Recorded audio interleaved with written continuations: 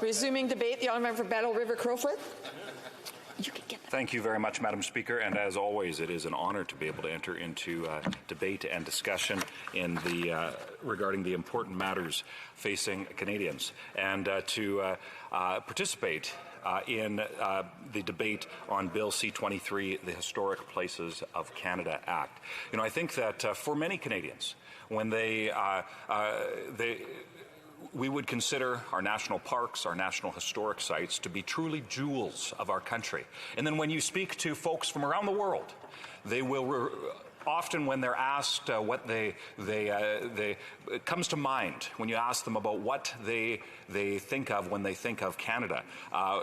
There's many things probably from freedom and our history, but associated in those first few remarks, certainly I've heard so often that the conversation goes to things like our national parks, some of our national historic sites, even the green roofs of our Parliament building, although not necessarily so green, being that they were replaced more recently and the copper hasn't quite got there yet. But Madam Speaker, so often the history, the places, the events, the locations, the buildings, the monuments, and whether that be a monument that's been built to remember remember something, or if it's one of those more intangible monuments, which I'll get into closer to the end of my speech, some of the many examples that exist across my constituency of those monuments that speak to our nation's history.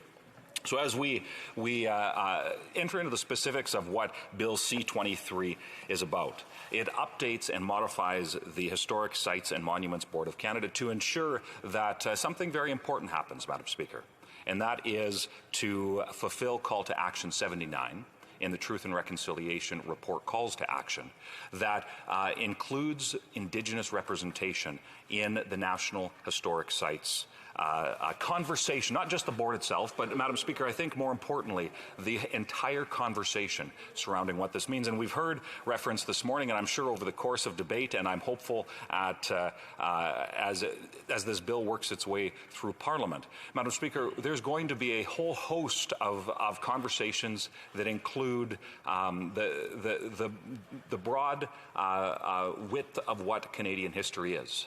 Madam Speaker, that includes the good, the bad, and the ugly, to ensure that we have those honest conversations. It's not about erasing history, Madam Speaker, and I want to make that very, very clear. It's not about erasing parts of our past. It's not even about, tearing down statues. But, Madam Speaker, it's about ensuring that we have a holistic and realistic conversation about what our history is. Madam Speaker, we see numerous examples of where we have things in our country's past, both post-Confederation and pre-Confederation, where there's a lot that we can be very proud of as Canadians. But then there's, Madam Speaker, things that we should pause and reflect on, serious mistakes that have been made. And my hope, as we talk about the conversation around national monuments, around historic places and the designations, and specifically when it comes to those owned by the federal government, as is set out in this bill, that conversation, we can have that realistic and holistic conversation about what that looks like. Now, Madam Speaker, when it gets into some of the specifics of what this bill is about, I would emphasize that we have to get it right. Because one of the concerns, certainly, that I've highlighted before in this place, and I expect will be expanded on in further debate, is that this bill does give expansive powers to the executive branch of government, specifically the minister.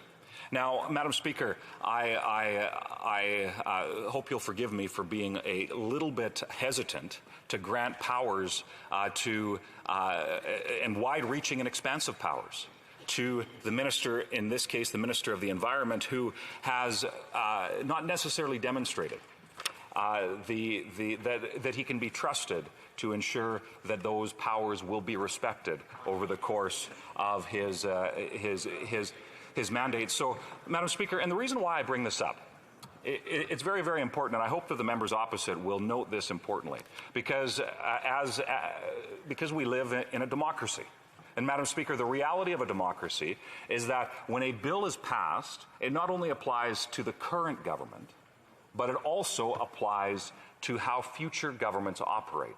So my encouragement to the members opposite, as we look through some of the dynamics associated with the what are quite broad powers and are not overly are not that clearly defined in this bill, Madam Speaker, my encouragement to especially the members opposite, as we look at amendments to the bill in committee, to make sure that we tighten those up and that we get it right, that we do what is required so that we get the reconciliation question absolutely right, and that we ensure that when it comes to the powers, if any, granted to the executive branch of government, that there are the appropriate limitations on that power, and the question and I'll pose this somewhat rhetorically at this point, although I'm sure it will be asked more specifically as the debate goes on, is, Madam Speaker, when, and certainly I hope that it's not a long time until there's a Conservative government that sits on the government side of this place. Madam Speaker, my encouragement to especially Liberal members would be make sure that when they grant far-reaching powers to a Minister of the Crown, without appropriate safeguards and checks on that power, Madam Speaker, my encouragement is for them to acknowledge that one day they will not be in power. One day it will be a minister in power that they may have ideological, political, or other disagreements with. So, Madam Speaker, as we look at the powers that we are granting to a Minister of the Crown, that executive branch of government, we need to ensure that we get it right, that there are appropriate safeguards. And as was brought up in a question earlier, the fact that there's broad sweeping powers in terms of search, seizure, and sale. Now, Madam Speaker, this is specifically limited to, as outlined in the bill, to currently the areas that are owned by the federal government in terms of national parks and historic places. But, Madam Speaker, it gets very, very gray as we have tens of thousands, hundreds of thousands of Canadians that live in national parks over the breadth of our country. Further, there is the possibility that without us getting those definitions and those frameworks absolutely correct, we could see that these powers be expanded. And the last thing we want to do in this place is erode the rights and freedoms of Canadians, because unfortunately, and again, Madam Speaker, I don't have a lot of trust that the government will ensure that those powers are only exercised in a manner which respects Canadians. Now, Madam Speaker, I think that now specifically, and I would just like to highlight this, when it comes to enforcement, because enforcement, of course, is the other side of powers being given, right? There has to be an enforcement mechanism. And specifically, we are seeing in this bill that park wardens and the associated administration structures within parks, whether that be game wardens, local police of jurisdiction, whatever the case is, they could have significant authority to enforce aspects of this act. And I would specifically note one element here that is somewhat problematic, and partly I bring this up, Madam Speaker, because this minister has shown an ideologically driven force to reshape the economy of Canada. So, Madam Speaker, the last thing that I would want is a bill related to an important issue like reconciliation. The last thing I would want is Canada's national parks and historic sites to all of a sudden become a pawn to the whims of an activist that holds an office. And, Madam Speaker, the reason why I bring that up is because this minister has made it very clear in his pre and post being elected political life that he is very intent on reshaping a significant aspect of Canada's economy, and that specifically is shutting down oil and gas. And, Madam Speaker, this bill has specific mechanisms that would give the minister, again, those wide-sweeping powers related to navigable waters, to the ability for mooring to take place. And, Madam Speaker, the caution that I would urge, and I think I've made it very clear that there's not a lot of trust that I have in the Minister of the Environment. But, Madam Speaker, my encouragement to members opposite would be very, very clear to ensure that they look in the mirror and ask the question as to whether or not they would trust a government with a different political persuasion with those powers. Because, Madam Speaker, I believe that would provide the context required to ensure that we narrow the scope, get the definitions right, and ensure that when this bill comes out of committee, hopefully, and certainly Conservatives will be hard at work, being collaborative in every way possible to get those definitions and the guardrails, if you will, right, so that there are the appropriate the appropriate context is given when any new powers are offered. So, Madam Speaker, I think that as we debate this, the context surrounding this, I couldn't help, as I was thinking through and planning my speech, that there's a few important aspects that I'd like to bring closer to home, if you would indulge me, Madam Speaker. You know, it's been interesting. There's a whole, you know, what I would suggest that we don't always do a great job of teaching Canadian history and the full breadth of what that history is. You know, Madam Speaker, I'm most of the way through a book that's referred to. It's called The Cowboy Cavalry: The Story of the Rocky Mountain Rangers. And although Colter Wall, the son of a friend of mine, and I would just note recently had his portrait hung up in the Saskatchewan legislature. The former Premier Brad Wall, a great Canadian patriot and leader of the province of Saskatchewan. His son is a country and western singer, and he just published a song a couple of years ago about the Rocky Mountain Rangers. And Madam Speaker, it's as westerns have kind of reemerged as popular in Hollywood. You know, it's incredible. We look through much of our nation's history, and specifically that of the prairies. We have so much rich history. Now, not all of it is positive. But, Madam Speaker, there is so many stories. The stories and the lives of those. I think of John Ware, the black cowboy. You know, imagine the context for a black cowboy back 140 years ago in the prairies, when he would have been likely one of the only people of color in those communities. And, Madam Speaker, the stories, and in some cases the legends, and I tell you, some incredible legends about the story of John Ware and that Western heritage. And I think about my own constituency, just north. In fact, I can see it from my deck, the Neutral Hills. You know, significant Indigenous history. Now, this is not a federally owned historic site. This is not a national park. This is something that most folks probably in this place have never even heard of. But the Neutral Hills, it is, according to legend, it's a place where many tribes, when they were warring about different hunting grounds and whatnot, Indigenous tribes, they listened to the Great Spirit Manitou.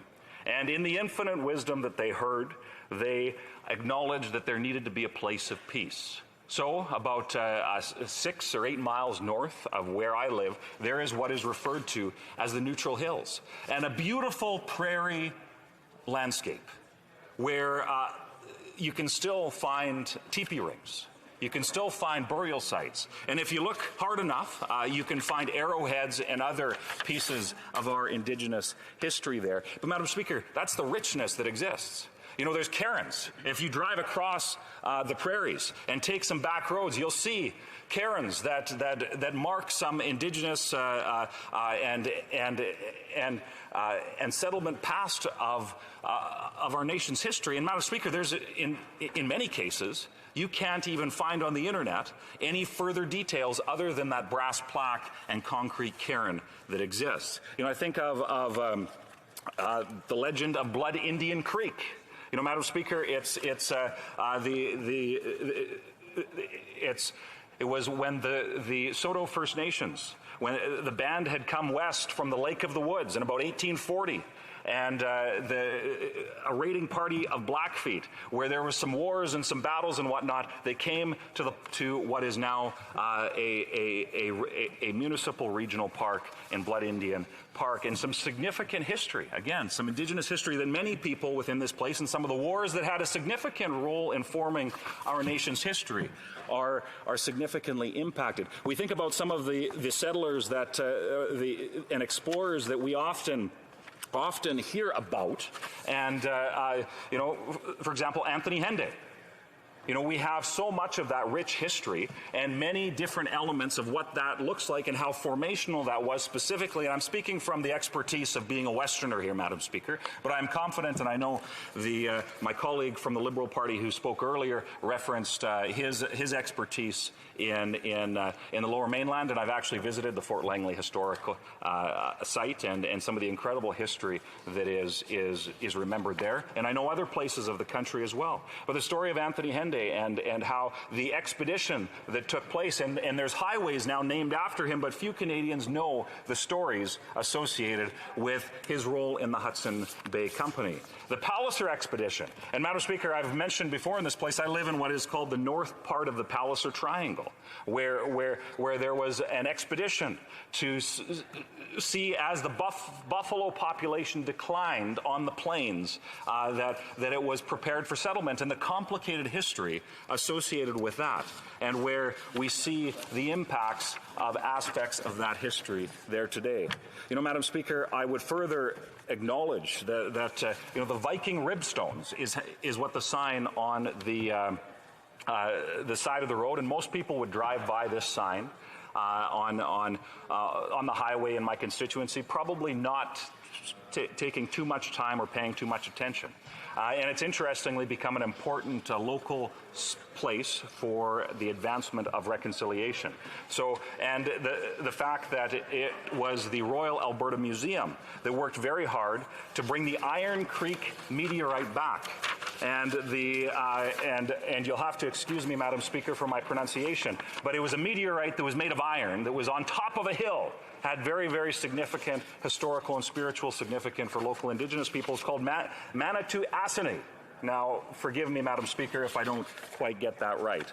You know, I also represent the Drumheller Valley, and we have a National Historic Site there in the Atlas Coal Mine, but also some of the other Indigenous history.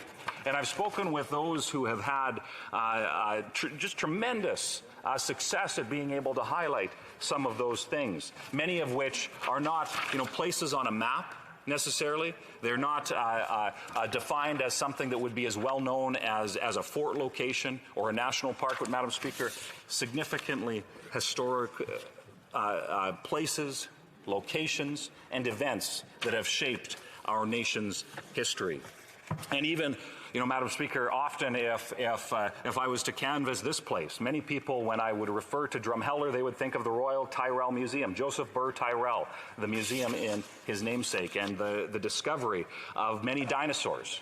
But although Drumheller is often associated with ancient history, prehistoric history, it is also full of Indigenous history. And for example, Madam Speaker, the hoodoos, which again, many folks would probably, if they've driven on that highway through East Central Alberta, they would likely have stopped and seen the hoodoos, but this Indigenous significance associated with that. So, Madam Speaker, as I come to the close of this debate on Bill C-23, we have to get these things right. And the reason why I wanted to highlight some of the local, historically significant things that I'm proud to represent, and I'd also mention Dry Island Buffalo Jump Provincial Park, just as another example of some of that rich Indigenous history. But Madam Speaker, the conversation around history is so very important. And that is why I would implore every member of this House that we need to get it right. This legislation can have an impact not only on historic sites in this country. It does not only have an impact on the ability for reconciliation to go forward, but it also has what could be set a precedent in terms of the possibility of wide sweeping power. So, Madam Speaker, my encouragement is this, that all members of this place work diligently to make sure that we strike the right balance, that we pursue that path of reconciliation, and that we have the honest conversations about Canadian history that are so very essential to ensure that we don't forget about the past, the lessons that were learned, so that we can continue building a country that we can be proud of going forward. Thank you very much, Madam Speaker, and I look forward to questions.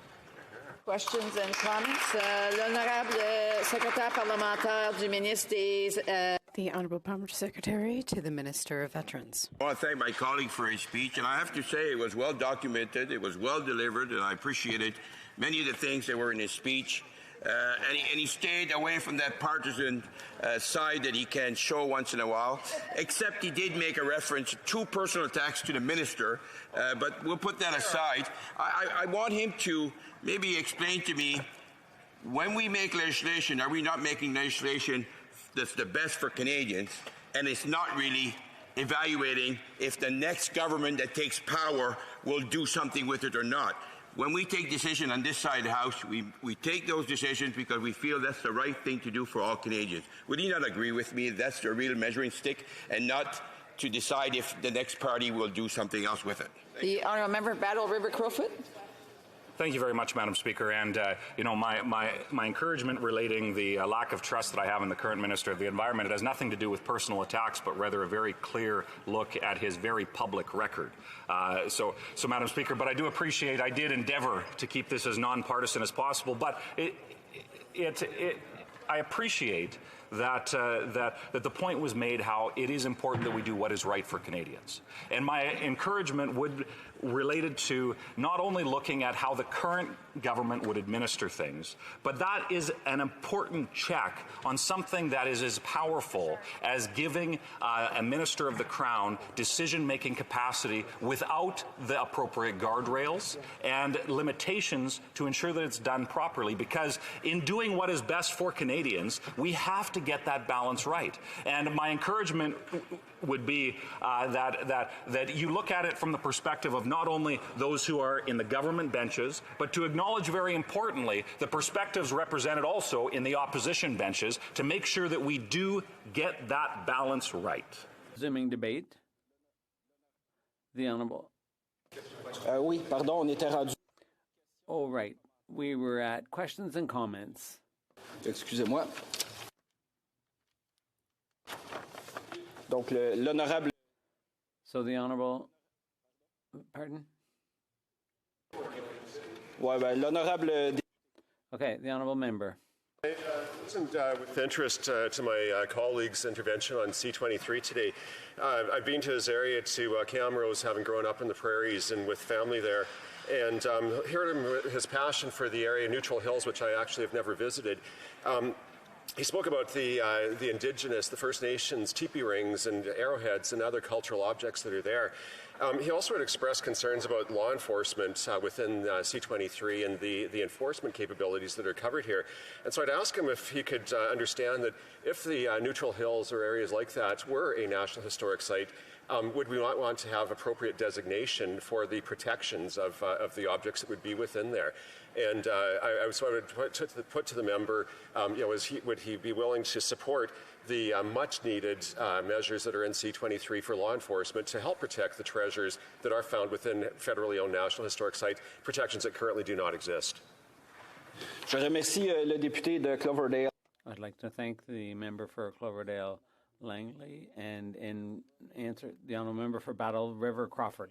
Mr. Speaker, and I spoke at length in my speech, including many of the references to some of the historic sites and monuments across my constituency. But I think the key here is we need to make sure that we get it right, because, for example, the Neutral Hills is a great example where there is agriculture that is ongoing in that place that actually has significant connection to the land. In fact, some ranches that were established shortly after the disappearance of the buffalo from the plains, as well as there is responsible resource development. So the mechanisms regarding enforcement and the ability for extraordinary powers being vested in the hands of the Minister of Environment, we have to be able to do it right, because the last thing that I think that member, and certainly the last thing that I would want, is for the heavy hand of government to displace, whether it's economically or to prohibit the collaborative work that needs to be done to ensure both the preservation of historic sites, whether that be different levels of government. I didn't have a chance to get into the specifics about the collaboration needed between different levels of government here, Mr. Speaker, but we have to make sure that we get it right. I'm concerned about wide-sweeping powers being vested in the hands of the Minister of the Crown without there being appropriate guardrails in place, and I hope that that is something, and the construction of those guardrails would be something that that member would support. Questions et commentaires, l'honorable député. Questions and comments? The honourable member for Saint Jean. I'd like to thank the member for Battle River Crawford for his speech. He talked about giving the minister powers, and I'd just like to make sure that he doesn't necessarily want to do away with that aspect of the bill, but that he just wants that power to be limited.